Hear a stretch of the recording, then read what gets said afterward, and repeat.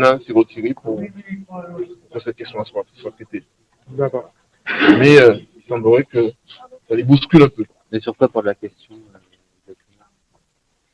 Il y en a une qui porte sur l'irresponsabilité pénale de l'État, puisqu'on sait que l'État français est irresponsable pénalement, pas parce qu'il est fou, mais parce qu'il a posé le principe de son irresponsabilité. Donc en droit français, il y a globalement deux irresponsables, c'est le fou et l'État français. Et puis l'autre question porte sur le fait que l'Assemblée nationale n'est personne. Ça n'est pas une personne physique et ça n'est pas non plus une personne morale. Alors c'est qui? Je ne sais pas. Je ne sais pas. J'ai vu qu'il y avait devant plusieurs statues. Je ne sais pas qui est l'Assemblée nationale. Voilà. Et puis il y a aussi un petit souci sur la question du principe d'égalité des armes, une question de conformité de la procédure par rapport au droit conventionnel, qui lui-même renvoie effectivement au principe d'égalité républicain. Et donc, toutes ces questions-là sont des questions qui ne peuvent pas être examinées sans qu'en face, il y ait une réponse. Donc, elles sont prioritaires, ça veut dire qu'elles préemptent le débat de fond. On est obligé de régler cette question avant d'aller au fond. Donc, au niveau de l'audience, elles sont essentielles, et ce sont des questions essentielles, parce que dans un procès pénal, plus effectivement les enjeux sont importants pour le prévenu, plus il y a une différence de puissance entre le prévenu qui est un militant qui conteste le système et l'adversaire qui est l'État, plus effectivement on doit être respectueux de ces questions de forme qui souvent préemptent le fond. Donc il est essentiel pour les avocats de la défense de faire scrupuleusement respecter ces questions de forme, à la fois sur la procédure pénale et sur le caractère conforme à la Constitution, avant d'aborder le débat de fond. D'accord. On a eu un renvoi au 10 mai aujourd'hui, c'est une date déjà importante. Et un renvoi, c'était nécessaire. C'est renvoyé au 10 mai, parce que le tribunal a estimé qu'il fallait que la partie adverse, c'est-à-dire l'État, puisse avoir le temps nécessaire et conforme à un débat contradictoire, efficient et loyal, pour examiner les conclusions que nous avons déposées, Maître Florentin, qui a beaucoup travaillé nous-mêmes avec lui, sur les questions prioritaires de constitutionnalité et sur les questions de nullité. Ce renvoi était aussi nécessaire parce que nous faisons des affaires d'assises avant cette date. Il fallait respecter une règle mémoriale qui veut que l'avocat qui paie aux assises est prioritaire par rapport aux instances qui ne sont pas des instances criminelles. La date est intéressante parce que le 10 mai, c'est une date de commémoration en France de la tragédie qui a été représentée la traite négrière, tragédie que dénonce notre client par l'offense à l'espace public et à la mémoire des afro-descendants et de ceux qui sont solidaires de leur souffrance, que constitue la présence de la statue de M. Colbert dans l'espace public. Nous pouvons dire que les ancêtres ont parlé aujourd'hui, parce que ces ancêtres ont permis que soit convoqué en même temps que le débat sur l'aspect pénal qui reproche à notre client, soit convoqué leur mémoire et leur puissance, et on pense que ce jour, effectivement, les débats seront très intéressants parce que, outre l'aspect procédural et pénal, il y aura une charge mémorielle qui sera évidente, une charge effective qui sera évidente. Et un procès pénal, c'est bien sûr, sont bien sûr des règles de procédure et des textes, mais c'est aussi le fait la seule vérité qui vaille pour nous, afro-descendants, principal concerné, contrôleurs, mais également les avocats, pour tous ceux qui sont solidaires de nous, c'est-à-dire la vérité du cœur. Un geste fort de M. Lolia le 23 juin dernier, c'est aussi un moyen d'expliquer à la France qu'elle doit reconnaître son histoire, pas simplement la bonne, mais aussi celle qui n'est pas écrite aujourd'hui, forcément dans tous les livres. En tout cas, dans l'espace public. Il y a une chose qui est sûre, c'est que l'histoire ne peut en aucun cas être figée. Et c'est ça toute la problématique qui est posée. Et deuxièmement, il faut que la France comprenne. Parce que là, c'est vraiment le mot comprendre qui est important. Que l'espace doit comporter une justice mémorielle. Parce que la France est un pays cosmopolite, avec des gens d'origine différente. Et il faut absolument, justement, qu'on tienne compte de ça dans l'espace public. Sinon, on divise, on exclut. Merci, maître. Merci. Excusez-moi, je vais enlever une seconde. Évita Cheveux, du barreau de la Guadeloupe. Patrice Tacitas, barreau de la Guadeloupe. Merci beaucoup. Merci à vous. Monsieur Lolia, on peut vous avoir? S'il vous plaît.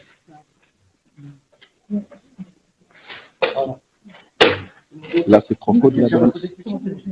Ah, Marco, Pardon. comme on l'a dit aux avocats,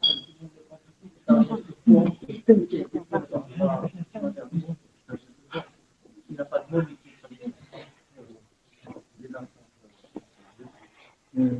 Disons un geste fort, c'est pas à moi d'en juger, mais en tout cas, ce qu'on a fait, c'était pour dénoncer une hypocrisie en France, ce pays qui se dit pays des droits de l'homme sans en apporter la preuve.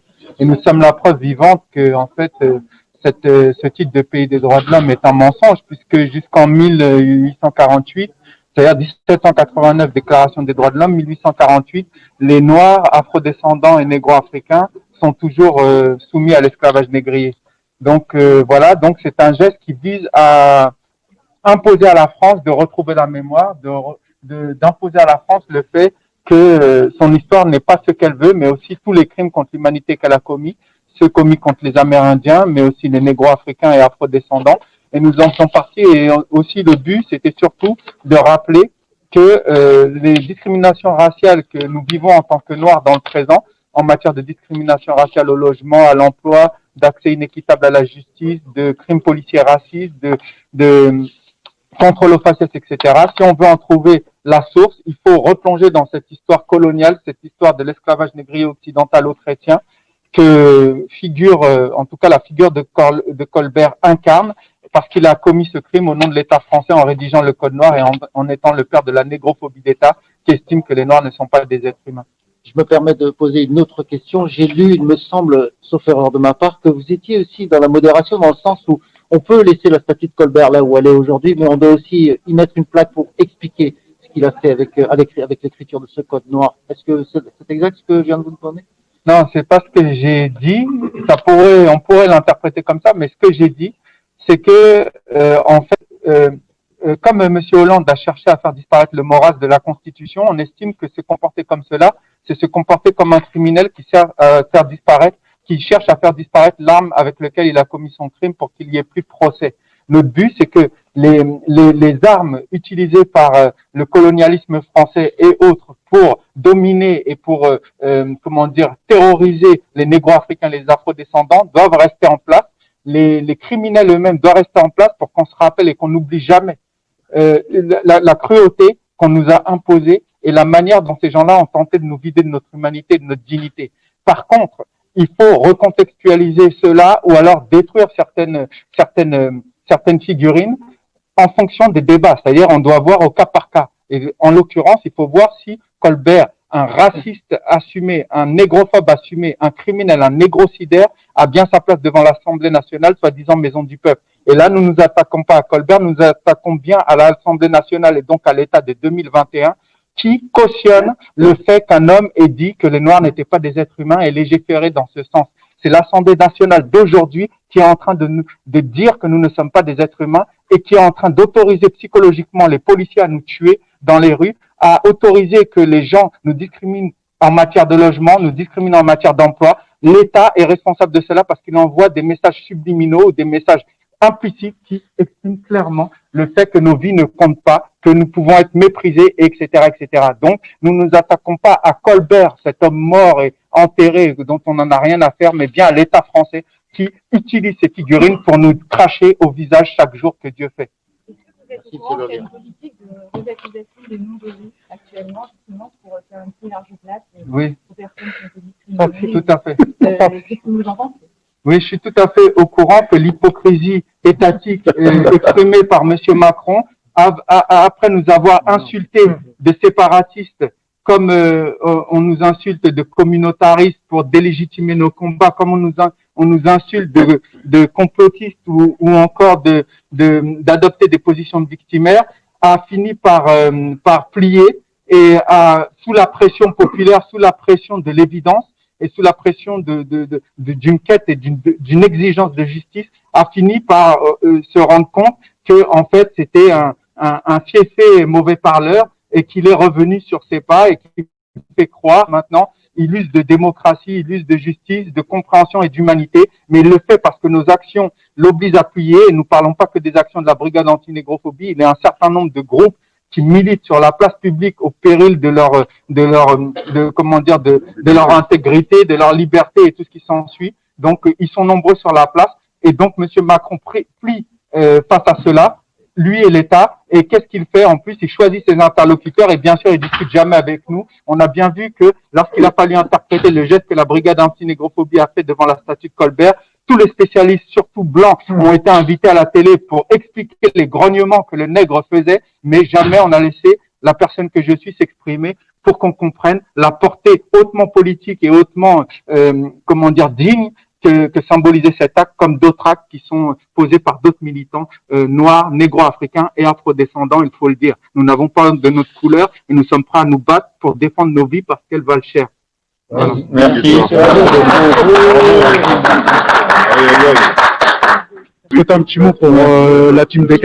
Ouais, ça va. Ouais. Donc déjà, salut à la team DK, merci pour le soutien. C'est dire qu'on est ensemble, là, comme on voit le procès reporté, à une date symbolique, celle du 10 mai. Rappelons que cette date du 10 mai, chaque année depuis 2011 jusqu'à 2016, nous avons été violentés par les policiers sous ordre de l'État. Donc ce sera pour nous une bonne chose. Ce sera un double symbole de s'attaquer à la statue de Colbert, responsable du crime contre l'humanité négro-africaine et afro-descendante, et en même temps rappeler l'hypocrisie d'un État français qui honore les abolitionnistes pour pouvoir essayer de se laver de sa culpabilité réelle, etc. Donc cette date hautement symbolique pour nous est une bénédiction au sens où, effectivement, comme l'a dit l'avocat tout à l'heure, les ancêtres, semble-t-il, ont été de notre côté parce que chaque année, nous avons été vraiment traités comme des moins que rien, comme des Noirs tels qu'ils sont inscrits dans le Code noir.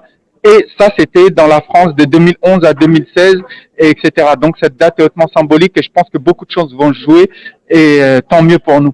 D'accord. Voilà. Merci. Ouais, en tout cas, pour le 10 mai, oui, c'est une bonne chose parce que c'est la date en France qu'ils ont choisi pour célébrer la fin de l'esclavage de manière officielle. Donc, partant de cela, Colbert étant à l'origine de la codification, de tout ce qui légiférait autour de l'esclavage négrier occidentalo-chrétien et précisément de l'esclavage négrier franco-chrétien, la boucle est bouclée parce que le 10 mai symbolise la fin de l'exploitation du Code noir et en même temps Colbert, lui, c'est le début de l'exploitation du Code noir. Donc on est dans quelque chose on pouvait pas faire mieux. J'ai envie de pleurer tellement c'est beau. Ça doit être plus complexe encore que ça. Mais en plus, l'histoire du 10 mai, ce qui est intéressant, c'est que le procès est reporté au 10 mai. Voilà, le procès est reporté au 10 mai. Donc, ce qui est intéressant là-dedans, c'est que Colbert, c'est celui qui institutionnalise et qui étatise, on va dire, le crime de l'esclavage négrier occidentalo-chrétien et là plus précisément franco-chrétien. Et le 10 mai, c'est la date qui symbolise la fin de ce système d'esclavage négrier. Donc vraiment la boucle est bouclée. On va à la fois parler du criminel Colbert qui a agi au nom de l'État français, qui rend l'État français responsable du crime contre l'humanité négro-africaine et afro-descendante, et en même temps on va parler de l'hypocrisie française, qu'on le veuille ou non, de manière sous-entendue, qui honore les abolitionnistes pour essayer de montrer patte blanche, tout en effaçant la présence de nos révolutionnaires noirs qui se sont réellement battus, qui sont les réels artisans de notre liberté, parce que rappelons-le, Schœlcher, comme Jay Hassani est dans le coin, est quelqu'un qui n'a pas libéré les Noirs par humanité, mais parce qu'il savait que si on ne redonnait pas la liberté aux Noirs, la France perdrait ses colonies. Donc c'est vraiment par souci capitaliste, économique et tout ce qui s'ensuit que cette abolition est née, et parce que les Noirs les prenaient à la gorge, donc nos ancêtres, et non pas parce que la France a une quelconque humanité à un moment donné. Comme le Code noir, c'est la même chose. C'est pas par humanité, mais par rentabilité, parce que les Noirs mouraient trop vite et qu'il fallait rentabiliser l'outil de production capitaliste. Et c'est pour ça que le Code noir a été fait, non pas pour épargner aux Noirs de quelconque souffrance, mais pour espérer qu'ils vivent un peu plus longtemps que ce que l'instinct criminel des Blancs qui étaient possesseurs d'esclaves leur faisait subir. Donc voilà à quoi servait le Code noir. Pas du tout à améliorer la vie des Noirs, mais à faire en sorte que l'outil dure plus longtemps que l'instinct négrophobe que l'État français avait enseigné aux Blancs, avait conditionné les Blancs à avoir, ça tuait tout simplement les Noirs beaucoup plus vite. Voilà. En fait, ils ne se rendent pas compte de l'État français, mais en fait, ils vont se tirer une balle dans le pied, en fait, sans guillemets. Mais comme c'est fait, tant mieux. Et puis moi, je ne vais pas les encourager à ne pas se tirer une balle dans le pied. Mais je serais content. Voilà. Merci à tous, en tout cas, et à toutes. Hein. Merci à tous. Bravo, la meilleure.